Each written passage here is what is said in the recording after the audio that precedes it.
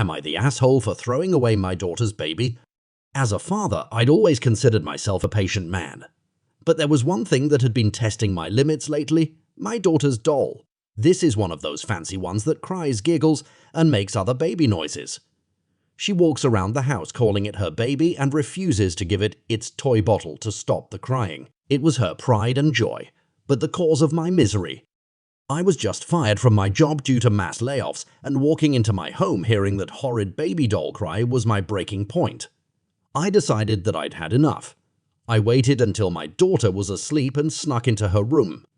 The doll was sleeping right next to her, so I quietly picked up the doll. Its ear-piercing cries began immediately. I managed to hit its off switch before it woke my daughter.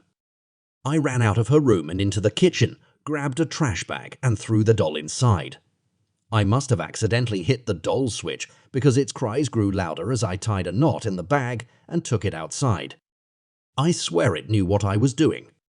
I was worried a crying trash bin would scare my neighbors, so I shoved the trash bag into my trunk and drove across town to the river. I threw it in and listened as the wailing baby noises faded into nothingness as it floated away.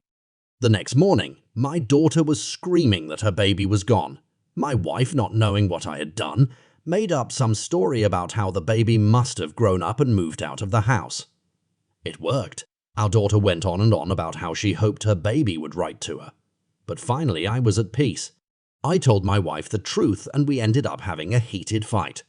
So Reddit, am I asshole?